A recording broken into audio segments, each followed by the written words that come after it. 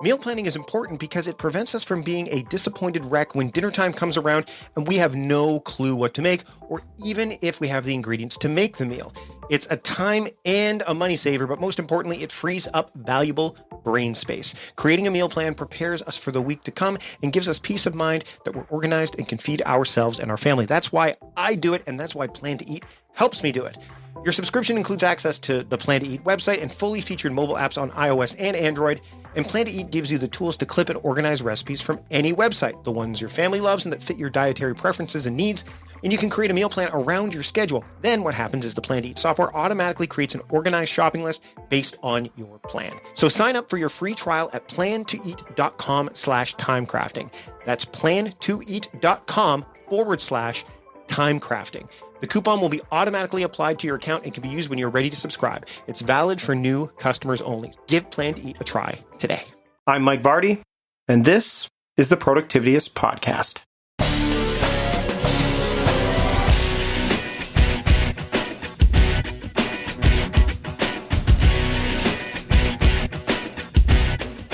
Welcome to the Productivityist podcast. I am your host, Mike Vardy, and I'm really excited for this week's episode of the show because Ryder Carroll, the creator of the Bullet Journal and the author of the book, The Bullet Journal Method, is joining me on the show today. We talk about the how behind the Bullet Journal, not the how to do it, but the how it came to be. We talk about the deepening of the method. We talk about patience. We talk about expectations. We even dive a little bit into intentionality, and he actually did a TED Talk at intentionality. We didn't get into that too much, but I'll link to that in the show notes. Such a great conversation. I am stoked to be able to speak with Ryder once again, because the last time I spoke to him was in a former podcasting life. So sit back, relax, and enjoy my conversation with Ryder Carroll of the Bullet Journal, the creator of the Bullet Journal, here on the Productivityist podcast. I'd like to welcome Ryder Carroll to the Productivityist podcast. Ryder, thanks for joining me today. Thanks for having me. So I am holding in my hands the culmination of years worth of work because, I mean, you are the creator of the Bullet Journal method, but beyond that, you are the author of the Bullet Journal method, which is a book that it doesn't just go into the how-to bullet journal, which, you know, and we talked about this just before we jumped on the air. That's not going to be something that we're going to dive into too much. Besides, we've talked about that before, and there's plenty of resources online, more suitable than, you know, listening to kind of go through this. And there's actually a resource that I'm holding, which will explain it, called the Bullet Journal Method book. Track the past, order the present, and design the future. And when I got this in the mail, I was thrilled because I love getting books in the mail. Don't get me wrong. All books are great. But this one, it was just like this seemed like the next thing for you. This seemed like, okay, you know, kind of like, you know, David Allen's Getting Things Done. You know, I mean, only inverse, because I think Getting Things Done, you know, was popularized well before the internet was, you know, a thing. And then he had a book to describe how to do the thing, but not just how, but the why.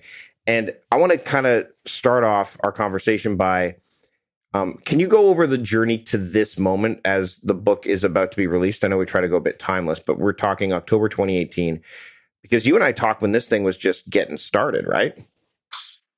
Yeah. So, I mean, I guess you'd have to go way back to kind of understand the timeline from my point of view, or where it makes sense to me, essentially. Like, originally, I created the Bullet Journal over decades, right? And it is the accumulation of all the different productivity hacks that I invented to help myself, because I had a lot of struggles with focus and attention and those kind of things. So all the tools that I was creating and iterating on were designed to help what I considered to be like a faulty mind. Right? These were like my psychological crutches. So it never occurred to me to share it. Right? And like you don't really want to broadcast your disabilities, or at least, you know, when I was growing up, that was not something that people wanted to do or particularly encouraged. It wasn't until later on when I saw a friend of mine who was struggling to basically organize her wedding, for lack of a better, right? And she was really frantic and like post-it notes and notebooks and all sorts of things. And I was like, hey, if you want to, I can show you how I organize myself, because I know what it's like to feel frantic. And to like my horror, she took me up on the offer. I like walked her through this thing. And like when I was done explaining it to her, like her jaw was just hanging open. And I was like, oh no, she thinks I'm completely crazy. And the first thing she says is, you have to share this with people. And that was like the first time where like the switch flipped, right? Where I'm like, oh, maybe this isn't only helpful to me. And then years later, after I'd shown it to a couple of other people, I'm like, you know what? Why don't I just make this public? Because I feel like even if it helps like a couple people, then why not? Then it's worth it, right? I never had really big ambitions or expectations for it. It was just like, maybe I can present this information and people will find it helpful.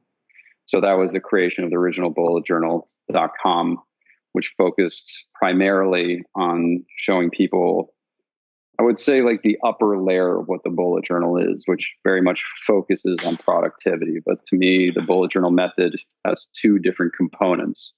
There's the system, which is what people are familiar with, and then the practice. And the practice is significantly more personal, I guess, on a more existential level, right? On the one hand, the system addresses the what, the things we need to do, our responsibilities, and shows people different ways in which they can organize their thought. The practice is much more about figuring out what is meaningful to us, what do we believe in, what adds value to our lives. And I feel like, to me, over the years, that's become significantly more important than just the system. But when you combine the two, that's really what has made a huge impact in my life. So this book is my effort to be able to teach people what the bullet journal system is, for those who don't know, but also to deepen the practice for people who are very familiar with the bullet journal, to show people what else it can mean. So it's just my attempt to share with my community other tools that I find have been very impactful, but they're not necessarily productivity related, if that makes sense. No, that totally makes sense. Now, what I was going to dive into a little bit more is that philosophical component and the mindset stuff. I know when people are adopting, new tools, and you've got the component, which I love, and we're going to get to, about the deepening of the practice. But there's those people that are always looking for the hot new productivity tool, or they're frantic like your friend was, and they're like, I need some kind of system. And now there are plenty to choose from. There's no question. But one thing that I think the bullet journal brings to light, like you said, is that personal component, the framework. The framework seems to be fairly, and why I want to put this out there is that a lot of people, when they first read about the bullet journal, or any system for that matter, they feel like the system is rigid, like this is the way it's been done. This is the way the author meant it to be. Therefore, this is the way. If you don't do it all this way, then you're not doing it right. And I think that's very much a bias that someone brings to the table. Can you dispel some of that? Like how maybe, and I know you give examples in the book of how people have modified or quote hacked bullet journaling, because I think that if you were to look at bullet journaling on its face, a lot of people would go, whoa, that seems like a lot, right? Like, how do I? So maybe unpack that a little bit. Could you? Sure. So I think the system part of the bullet journal method was designed for the way that I thought when I was a kid, right? And the way I used to capture information wasn't necessarily just with words. Sometimes it'd be words, sometimes it'd be images, sometimes it'd be a combination of the two. And the way that I was able to make that work is by designing a modular framework, essentially. So I could throw anything at the book and it would still keep it organized. And when I was figuring out a way to teach it to people, essentially what I would say is, it's like, here is the foundation. Here are like the very basic components. Like if you think of the system as a Lego set, each piece serves a very specific purpose, and you can snap them together any way you like. And I show people how they can actually design their own pieces. So the bullet journal becomes whatever its user needs it to be. And for some people, it becomes very artistic. For some people, it's like harshly minimal, and figuring out what you need the bullet journal to be is part of the practice. So I present, if you will, just a foundation which all the pieces plug into, essentially. And even that foundation can be changed depending on people's needs. So it's designed to be very flexible. And I feel like that's what's allowed it to adapt to so many different use cases. And I would imagine is part of why it's become so popular. Why do you think paper's made such a big comeback in today's day and age? I mean, I'm a guy who uses a hybrid. So I've got paper for immediate capture. Like, I want to make sure that, but I also use it to bring things out of my digital tools to the forefront. So, because there's just so much. I think that's part of it, is that there's just so much to do that paper seems to be this way of disconnecting from all of the noise and better connecting with, your intentions. Have you ever, first off, why do you think that paper, and specifically maybe even the bullet journal, has taken off? Because you see it everywhere. It was actually funny. I was at a conference recently, and we were doing keyword research for YouTube and productivity, and bullet journal came up as one of the highest value terms possible. So keep that in mind. Good to know. but the other thing is and secondarily to that, so the idea of why paper has become such had a bit of a renaissance, and bullet journaling has had such a popularity, had such a, it's been so popular. But then also, do you use digital tools at all? Do you still find that there's some use cases for you to use, say, digital task list management tools at all? Or is that kind of something that you've thrown by the wayside, or find something else, some other way to kind of let those things incubate? And I know the bullet journal allows for that, because everything is kind of self-contained inside of the journal. Okay, there are a lot of different questions. Two big ones there. We can unpack them backwards. Sure. Yeah. So people always ask me digital or analog, and my answer is always the same, which is like, it doesn't matter. They're both tools, and you should evaluate them based on how productive they make you. So in my own life, I'm a total hybrid. Like, I don't care if it's digital or analog. What I care about is how effective it makes me. And that's something I try to be very mindful of, because I love this stuff, right? And I'll try out all sorts of, I'm an early adopter of most things, and I'll just, that promise can overwhelm your reason, if you will, right? Mm-hmm. You can be like, oh, this is going to enable me to do all sorts of stuff. But over the years, I've kind of taken a step back, and I don't just apply tools for the sake of applying the newest thing. I really try to search out tools that solve a very specific challenge. I feel like a lot of the software that's being created solve problems that we didn't even know we had, which in some applications is great. But in a lot of applications, I feel it's like, you're buying the car before you know how to drive, or you don't even need to drive, that kind of thing. So that leads me into the second part of the answer, which is, not that long ago, technology, specifically these kind of technologies, were a real novelty, right? If you were skilled and adept at using these tools, it instantaneously put you ahead of the pack, right? Like, oh, that guy knows how to do this thing, or she knows how to program, or all this stuff. Like, all of a sudden, that was an edge. But like, now technology is a real requirement, and our fluency is required. Right, everybody has to know how to email. Everybody has to know all these applications. So I feel like technology has become much more of a utility, right? If you don't know how to use it, then you're in real trouble. Whereas before, it was a different relationship. And the thing is that people are realizing that all this technology is not making them more productive, or it's making them hyper productive towards things that end up not mattering very much. Right. Because you get so caught up in the making of something that you forget to ask yourself a really important question, which is, does it matter? Right? It's like, yeah, you got it done in half the time, and it doesn't matter. And I think that it's not necessarily about handwriting or paper or anything. I feel like there just needs to be an alternative. I think that a lot of times that we mistake convenience for efficiency. Right. Right. It's like it's much easier to do all this stuff in the beginning, but it's like doing something incredibly efficiently that doesn't need to be done at all is still a waste of time. So I feel that the resurgence of the analog is a response to people realizing that yes, they can get a lot of things done, but they're starting to realize that it's not bringing them any closer to where they want to be if they know what that is in the first place.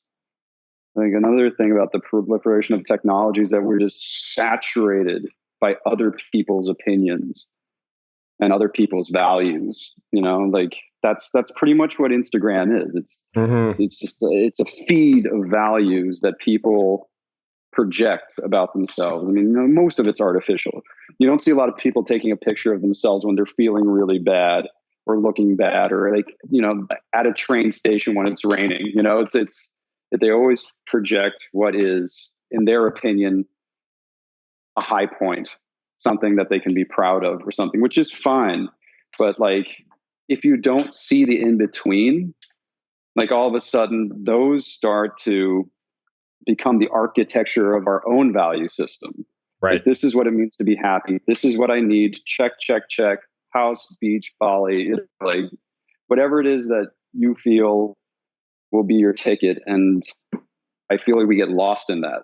Like those are other people's lives. And even for them, those aren't realities. And I feel like when we spend too much time in kind of like this artificial and like truly virtual reality, right? This is a construct. We lose touch with ourselves. Like, do you know that will make you happy? Is that a value that you have? And a lot of times it's not.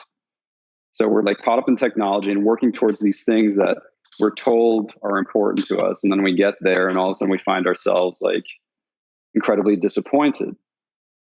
And I feel like that's because we don't take the time to start to define what matters on our own terms, like cultivating our own curiosity. And those are things that seem subtle, but are incredibly important. And I feel that it's very hard to do that kind of work when you're constantly online. One of the things that I've followed is there's this book called In Praise of Slow, or depending on where you live, In Praise of Slowness by Carl Honore. And he talks about the idea of slowing down, because when you slow down, then you actually, and I've said this before, speed the right things up so you can slow the right things down. I think that one of the things that you've addressed there, which I think is a cause to the effect of, hey, everyone is just so busy doing comparison shopping on social media about what other people's lives are like and how that. And it was funny that actually, a sidebar is my wife and I were in Las Vegas. We did a short little 3-day getaway. And to give people some perspective on optics, because that's another big thing. And man, we could go for hours on this kind of stuff. is my wife and I were at this casino, and the pool, if you ever go to Vegas, the pools tend to shut down a little bit earlier because they want people in the casinos. And in this one hotel, the pool shut down at 6 p.m. And my wife was kind of bummed because we don't gamble and we just wanted to hang out at the pool. And being from Canada, it was, nice in November to be able to, lay outside in your bathing suit and just chill. And I think I was even reading like a book. I was into the book, and they're like, we're shutting things down. And I watched this parade of young women come in who were dressed very, very much like they were, ready for a pool party. And the reason they came in that late was they didn't get to the pool. They didn't do anything except take photos. And they were taking very deliberately, which I can appreciate, being very deliberate, being very focused, very deliberate photos while there was nobody left at the pool because everyone was being, escorted and shooed away. And they came in with 5 minutes to spare so they could get these, quote, glamour shots, I guess, or these selfies or whatever you want to call them, so that they could appear that they were at their pool or their friend's, lifestyle pool, so that they could be showing off this amazing lifestyle that they had. But really, it was almost like they were showing up for a photo shoot that was predetermined and set. And it wasn't like there was lighting or anything. It was literally, my wife and I were just fascinated by this. Not because we didn't think it was going on, but because we were validated that it actually was. And I think that that's what you have. I mean, I just came from, like I said, I just came from a conference where we talked about like the keyword thing. And one of the things that came up, and this leads to my next question, is this idea that, you know, one thing is comparison, right? Like, hey, your system is better than my system, or your life is better than my life. I want that life. But one thing that kept coming up, other than don't compare yourself to others, was the thing that I don't think gets spotlighted off enough. We often hear like show up, be consistent, right? If you wanted, you want to hit those, those high watermarks, those longer term goals, those things that do really matter, you got to show up and be consistent. But I think the thing that gets lost in that translation is patience. And one of the things that I think happens when you put things in front of you written down, you get that landscape view of everything. You get, you're consistently writing things down. You're using the index, and whether you're using bullet journaling or anything else, is you get a better sense, again, the optics of, wow, I have a lot going on. I have these other bigger plans. I need to be more realistic about when these will come to life, or the steps I need to take to bring these to life. And it's not I can get this done in a week because I've got 40 other things. It's this may take 40 weeks because I've got all these other things. To sidebar, how much do you find that having your framework or a framework in place helps you with the idea of being more patient with those bigger things, the work, the deeper work that you put together? And I mean, bullet journaling kind of took off, right? Like it wasn't like yes, it's been behind the scenes for many years, but over the last couple of years is when it, skyrocketed because you shared it with the world, and the world said, thank you, Ryder. We appreciate this, right? But there's so many people that put things out in the world, or they are building something and it takes much longer than they think, even though it probably shouldn't take, even though it really does take that long. So can you speak to patience and maybe how you treat patience, and maybe how, having your framework has helped you with patience, if it has? Yeah, well, I know it's big. It's a big question. It's a big question. So I'm gonna try to compile my response in real time here, but I feel like patience kind of, in order to be patient, you have to have had set an expectation, right? Patience implies that you're waiting for something to happen. And I feel like with bullet journal in general, like I never had an expectation. So the only thing I know is that I love working on it. That's it. So patience is a byproduct in some respects. In this case, it's a byproduct. And I feel like everything that I've tried to do as I've gotten older, I've worked on plenty of startups, 4 startups, launched some of my own. And like the reoccurring theme always is like, the less I care about something, the more patience I require, or the more palpable patience becomes. You're just, you really want this thing to be done, or you really this and that. And I feel like a lot of that's because you want to move on, right? Like the expectation is I'm going to do this thing, I'm going to make whatever the money, or I'm going to be famous, or like whatever it is. And you can't wait for that. So you're focusing on your expectation. And meanwhile, if the thing you're working on doesn't really matter to you, or if like it's really secondary, then that's a problem. And I've been guilty of this plenty of times. I spent 2 years working night and day towards another company that I launched. And like the day it launched, the thing that I've been so patiently awaiting, I was like, I don't care. Like, I just don't care anymore. And that's like a very strange thing to have happened. Everything worked, we're in the black, start up my own business, all this stuff, and it just didn't matter.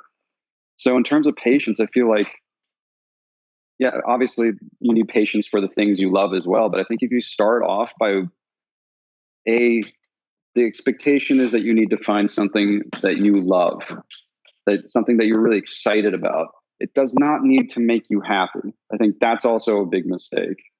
It's something that you believe in, right? That's what you should be I think that was the expectation. Is like, is this meaningful to me? And if it is, and you work on it, then I feel like happiness is a byproduct of that and all these things. But you can be more patient because you have the purpose, and the meaning that you have will fortify you against the thing that I feel is the most lethal adversary for any endeavor, and that is time, right? Everything succumbs to time, including our will, right? And the only way that we're going to be able to sustain our will is to really believe in something. Will it sustain us indefinitely? No. Will definitely, in my experience, it will sustain us significantly longer than waiting for our reward at the other side, right? It's like, by doing it, you're already like meeting your expectation. Like, I love doing this, or I care about this. Like, I don't need much else, and granted, this is a generalization. If you need to feed yourself and your thing isn't working out, that's very frustrating. Right. But you don't need to put yourself into that position. But I think that from my vantage point, I think so for example, I mean, I've been doing this for a decade now, and the larger aspect of crafting time is what I love doing. I find meaning and purpose in it. Now, there's little things inside of that I may push really forward, right? You know what I mean? So I think it's a large, right. You know what I mean? And I think what this leads me to is asking you, and this is going to sound really like, did you care about the bullet journal when it came out? Like, speaking of what you cared about it, but not to the degree that, and I'm obviously, kind of throwing you a softball here, but you didn't clearly care about it to the point like, this is going to be the thing. It just happened to be the thing. Now, is it the thing, or is it just one of the things for you now? Because I mean, yeah, you've built this community, that I don't think you came into this going, I'm going to start this, I've got this method. It's going to become my business. I'm going to build a companion app to go with it. I've got a book. There's other things on the horizon. I mean, you said this was not your trade, and now it's kind of become the thing in some respects, right? So can you unpack that a little bit? Sure. I did care. So that's the important thing. Like, I cared. The difference is I didn't have an expectation. I cared about making this thing because I thought it could help others. But that was it. I didn't expect it to do anything. If it had been 10 people, that's fine. I was in a really privileged position of already having a very satisfying career. Like, bullet journal was a side project, right? I did it because I thought it would be useful. And that's really, as a designer, that's kind of my focus for everything. Like, be useful, create things that are useful. And so I cared about it. I mean, I cared about it because for me, this thing, people forget I use this. It's not like I built it and then I kind of like pushed it out to sea. Like, I use it all the time. So I deeply care about it because it's added value to my life, and that's why I shared it. Now, fast forward, that care that I had was also in its infancy, I guess you would say, right? Like, I cared about it because it helped me.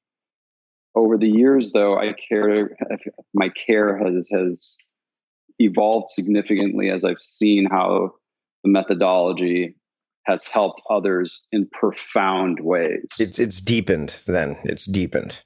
Yeah, thank you. Yeah, my care for it has become significantly richer and more complicated, and to a point where it became an absolute passion of mine, right? Like, if I can help other people through this, then I want to dedicate as much time as possible to it.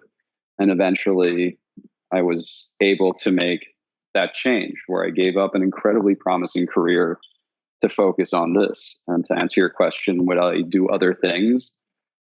I imagine I will, but I don't have any ambitions other than to see where this goes for the time being and making this as helpful as possible to as many people as possible. Like, that's what I care about right now. So it's funny. It comes back to expectations. You will probably go try other things, but you have no expectations to do so at this point. So therefore, the next thing could very well be something else that shows up, and you're like, "Oh, now this is the thing." It's just funny because when I said clearly, I know you care about this, but the funny part is that it's often, I find it's really strange because, I think that when you care about something and the care is altruistic or it's not motivated by, oh, this is the business idea. It's more, sometimes obviously it's the business idea, but I find a lot of the people I've talked to said, I had this idea and it was just something I did, or it was something that I thought up one night and I just built this thing and all of a sudden it took off. When you have lesser expectations or lowered expectations or no expectations and the thing takes off, I find that for me at least, it's almost like okay, this is the lane I'm supposed to be in right now because this is what people need, or this is what I can, like you said, you want to create things that are useful. It's like, this is clearly useful. I didn't expect it to be this useful, but clearly this is the thing that's useful. Let me drive in this lane for a while and see where this goes. And it's just I have to say that kudos to you for, I mean, you've built this following, this community. How big is the community now? Like, I mean, obviously you've got your own community, but it's like, how vast is this community at this point? It's a very hard question to answer. I mean, it's all over the place, right? It's all over the place, and each channel, if you will, for lack of a better, has its own sub community. So on Facebook, there are groups that have, cumulatively easily hundreds of thousands of members, but then there'll be like bullet journalists for, I don't know, Ikebana or something, so focused and so niche that and they'll be somewhere else and I won't know about that. But overall, the diversity is really staggering and incredibly motivating and inspiring at the same time. It's like I had no idea that this is what this would look like. None, and I keep learning from them too. It's like, oh, of course you can do it like that. It just totally didn't occur to me. Because you're so close to it, right? Like, I mean, it's so personal that sometimes people can unpack that and you go, oh, geez, you're right. Like, I want to ask you a couple more questions before we wrap up. You seem, every time we've talked, you're very soft-spoken, very articulate. You seem almost like you're, and again, I'd love to hear your thoughts. You seem that you're somewhat introverted, right? Like you're, is that you? And secondly, if you are that, so if it's not, then this will negate question B. How overwhelming has this been for you in terms of being the quote leader of this, let's air quotes, you can't see it, movement? I guess the short answer is yes and very. Bullet points. I love that. But again, how do you cope with that? Because I mean, obviously you created this thing, and luckily the community, like you said, it's taken off and taken on a life of its own. So there's almost there's almost like these ardent followers of the method that they're more extroverted, so they're the ones that can lend, and you can kind of not step back, but you don't feel as though, oh my gosh, the deluge of people coming at me with this stuff. So is that's tapered a bit, or how does that all work for you at this point, seeing that people go, oh, Ryder Carroll, he created the bullet journal, he must know how to do all this stuff, therefore X? I guess I just try to keep focused on what the current project is that I'm working on. Right. Like I don't really overthink the size, because it's really staggering how many people are familiar with this, and how many people know that I'm actually related to it is a different number altogether. So it's not like every bullet journalist knows about me, which is fine. Which is probably good. I mean, because then it lives beyond you anyway, right? Right, which is always the goal. But I just kind of focus at the task at hand and keep my head down. That's how it becomes less overwhelming. I do my best to answer the questions that I can, and I direct people towards better resources if I know about them. Right. Like, I'm never going to be a mother. I'm not going to be a doctor. I'm not going to, there are these people who use the bullet journal because in a very mature way, because of who they are and who their experience is, and they can help people where I may not be able to. So try to direct people where I can in that case. Otherwise, I just try to answer questions. And that's really what this book is all about, is trying to answer a lot of the more existential questions that I've been getting over the last couple of years, right? Like the questions used to be very technical, like how do I deal with recurring tasks and how do I this and that?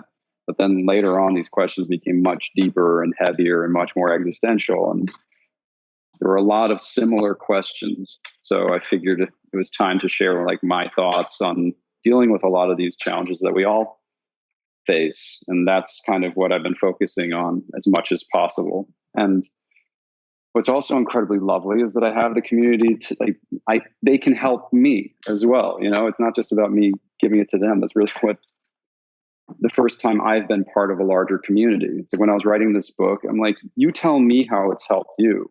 You know, maybe I can share those stories for other people so that they can find value in it, right? So I tried to be as inclusive as possible in the process of writing this book, and people just share these tremendous stories. You know, I focus on that. Like when I ever get overwhelmed, I just try to focus on the impact, and that helps a lot. So, Ryder, this is when anyone who has spent time in the time management space or anything like that, or being more productive, or they want their seminal work to be like David Allen's got Getting Things Done. Sure, he's written other books. Stephen Covey's got, the 7 Habits of Highly Successful People. That's his kind of, magnum opus. You've got yours here with this book. Like this book, like you said, like we were talking about, this book will help people beyond the tactical, right? Beyond the technical, rather, beyond the, hey, here's how you do it. It really is a great overall. It gives you the overall spectrum of the bullet journal method, not just the how, but the why, the what, all that stuff built into this. And I'm really, really psyched that this book is out there now, because now this, for lack of a better, maybe completes the circle in a lot of ways, right?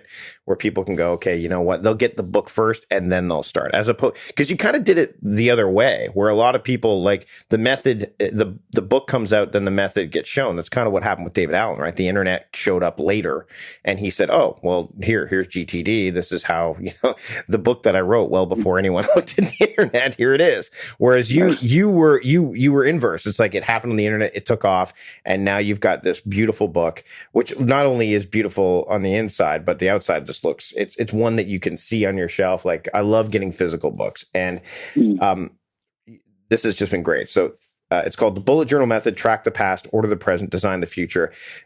I love making my podcast timeless. This book is timeless. So thank you so much for putting it together, and thanks for taking time to talk to me today.